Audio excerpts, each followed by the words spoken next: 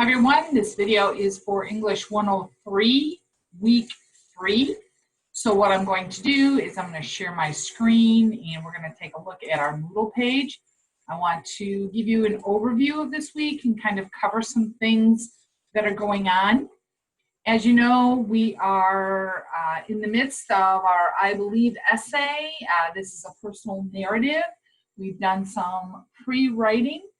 And this week, we are going to be really reviewing on some MLA items, in-text citations, but I also want to take a moment and talk about the assignments themselves.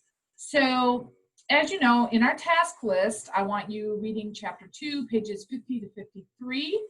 And of course, anything in green is a hot link. It doesn't look green on my screen because I'm showing you the teacher's screen. So, but on your screen, it'll be green. And just a reminder, the resource items contain multiple hot links within them that you may find beneficial. So I'm going to start with the actual assignments themselves, and then I'm going to come back and touch on a couple of the resources. So the first assignment that is going to be due this week is you're going to download the attached document, which is an outline format, and you're going to fill in the right-hand column using your story and your experiences. The left-hand column is an example of how it is done, and this is meant for you to build a skeleton for your particular essay. So the directions are right on the form, and you open up the form, and you can see on the left-hand side is an example outline.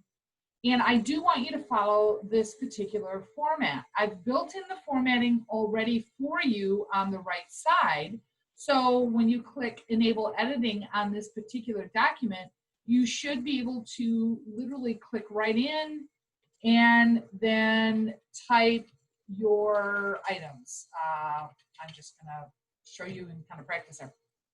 So as I said before, the formatting's there.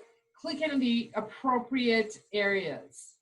Now on your outline, you are going to have to give me a working thesis. What is your thesis? And I want that thesis to match the formula that we have addressed previously, which is I want to see the phrase I believe somewhere in your thesis, and I also need to know why you believe what you believe. So you got to have the because part in there as well. Now, the items, if you take a look at this, these are support items that are going to directly relate to your thesis. So if you think about the event that, or the experience that you're going to be telling within this personal narrative, what are the key elements or key points of that experience? So the example shows you the thesis is respect is earned even when it's your parents who are asking or expecting to receive it. So the points this particular writer is going to make is, one, talk about how the father told him he had cheated on the mother 3 times, and then there are details relating to that. Then the second item that he's going to do in support of that thesis within the experience is talk about the argument between mother and father that he witnessed when he was 16. The third item, he explains he realized he was disrespecting the mother and the family because of actions. And then fourth, of course, explain what the moment meant to the reader. Now, at the end, after you do your items, now keep in mind, these are the big items. So if it's one event or one experience you're talking about, there may be multiple little items within it that you're going to address. If you're talking about more than one experience that's in support of your thesis, then each of those experiences would be a Roman numeral.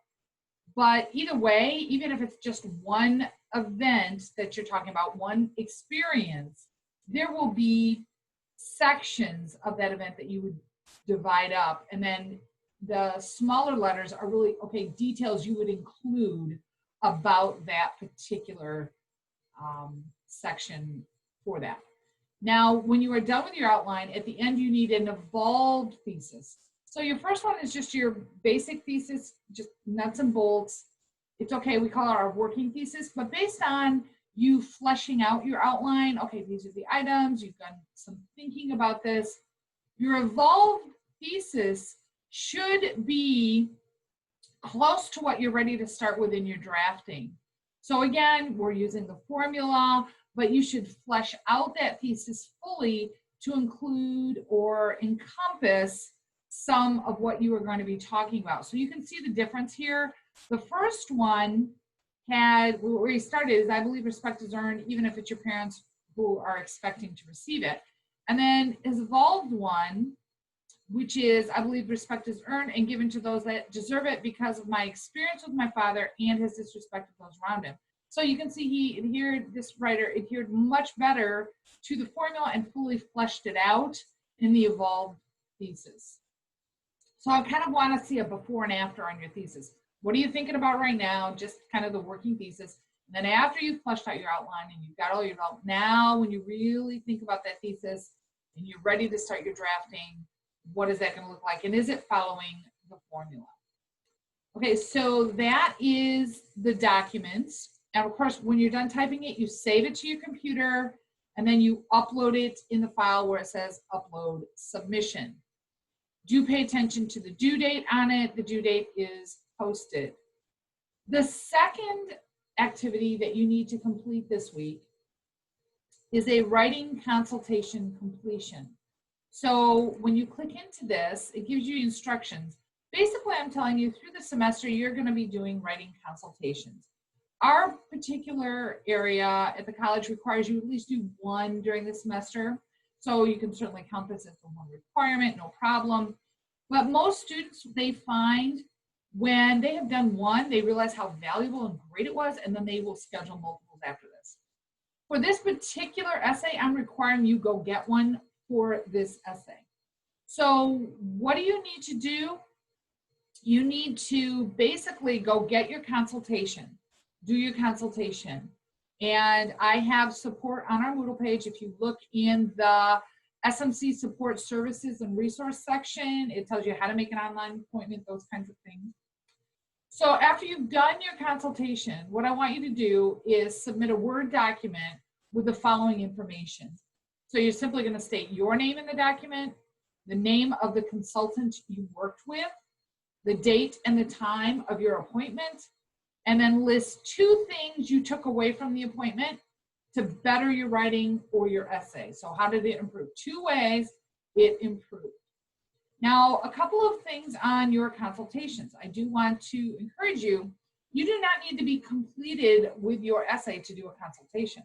You can be at any stage of the essay. So for example, right now you're in the outlining stage, absolutely. Maybe do a consultation, have them work with the outline, make sure it's fully fleshed out. Maybe you have your outline fleshed out and you've started your drafting already, you know where you're gonna go, absolutely, they can work with you on the drafting. Maybe you're still at the I don't know where to begin stage, and you just have your topic or your idea and you're still trying to figure out thesis. Absolutely, any of these areas are fine. You do not need to be complete with the essay to do a consultation. They are incredibly helpful no matter what stage, and I do count this particular consultation at whatever you are doing, I will give you credit for. So the other word of warning though, I do want to tell you, this is due Sunday, September 27th by midnight. They only do consultations within certain hours. Everything's online, but they're not open 24/7, and you do need to make an appointment. So do not wait until Friday to make an appointment for Friday, because chances are they're going to be booked and we'll have no openings. I do not believe they're open at all on the weekends. So that means you're going to have to get this consultation done before Friday at 5, or it's not going to count. You'll have to wait and do it next week, which means then it'll be late. The best way to do this is right away, Monday morning, go online, schedule your appointment, see if you can get a Friday appointment or whenever it is available. Make your appointment before you have anything done, and then complete your work in time for that appointment. If you wait until you actually do the work or you've done the outline before you make an appointment, you may run out of time and they won't have any openings. So just a word of warning on that. You do need to be on top of making an appointment ahead of time in order to be able to get a spot. So those are the 2 activities that you need to complete for this week in week 3, our module. A couple other things I just want to share with you and go over and point out. You are going to need to do some sourcing, one single sourcing in this essay. And most students use electronic sourcing for this. They either take a quote from one of the NPR, I believe, essays they got offline on the website, or they have cited from some other electronic source, a quote they found electronically on the web or something like that. So I have provided a resource of specifically how do you cite electronic sources, and it is geared for this essay. And this hot link, citing different types of electronic sources, that also links you to the Purdue OWL website. There's also a video here talking about that information. Now, don't panic, it's not me, it's still really good information. But there are 2 different ways you can get that information.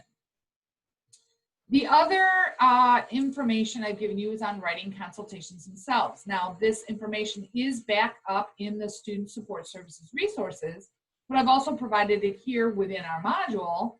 So if you don't know how to make an online appointment for the Writing Center, or if you don't even know what you do at a writing consultation, this video is very helpful. This one actually tells you how to access the schedule and do the online appointment.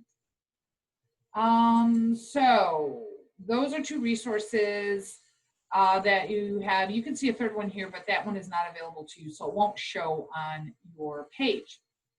So I'm going to stop sharing. I believe I've covered everything for this week as kind of an overview.